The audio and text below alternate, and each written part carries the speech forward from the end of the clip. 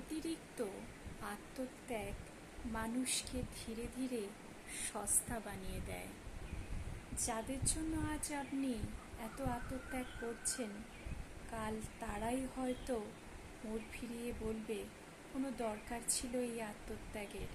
সুতরাং বুঝে শুনে নিজের মূল্যায়ন করুন।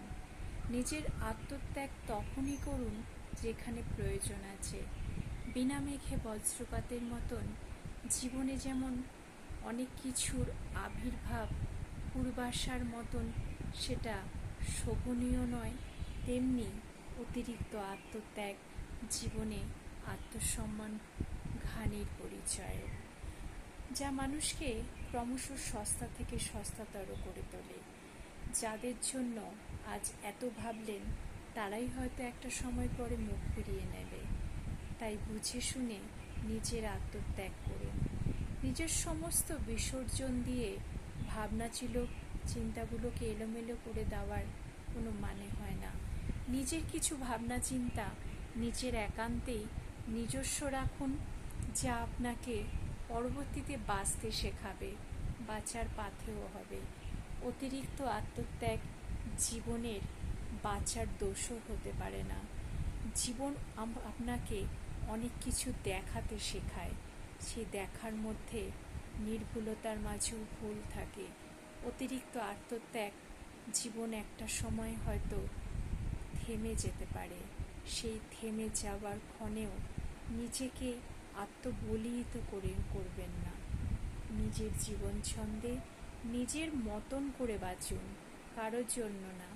নিজস্ব পরিসরে নিজের জন্য একটু সময় দিন, তবেই নিজস্ব মূল্যায়ন সম্ভব। অতিরিক্ত আত্মত্যাগের মাধ্যমে জীবন যেমন বাতায়নের ভিড়ে হারিয়ে যায়, তেমনি মানুষ আপনাকে সস্তা ভাবতে শুরু করে। তারা মনে করে আপনার কোনো মূল্যায়ন নেই। নিজের মূল্যায়নটা নিজে সঠিকভাবে করুন। নিজের অস্তিত্ব নিজেকে চেনান। নিজের অস্তিত্বর বোঝাপড়া নিজের সাথে করুন। কারণ মানুষ আপনার আত্মমূল্যায়ন, আপনার আত্মত্যাগের কোনো মর্যাদা রাখে না। তারা আপনাকে শুধু ব্যবহার করে প্রয়োজনের সময়, কিন্তু একটা সময়ের পর সব মানুষই ভুলে যায়। তাই নিজের জন্য নিজস্ব পরিসরে কিছু সময় নিজেকে দিন, নিজেকে ভালোবাসুন। নিজেকে ভালোবাসার মধ্যে অতিরিক্ত আত্মত্যাগের বিসর্জন দেওয়া অতি বাঞ্ছনীয়। জীবনের মতন করে এগিয়ে যায়।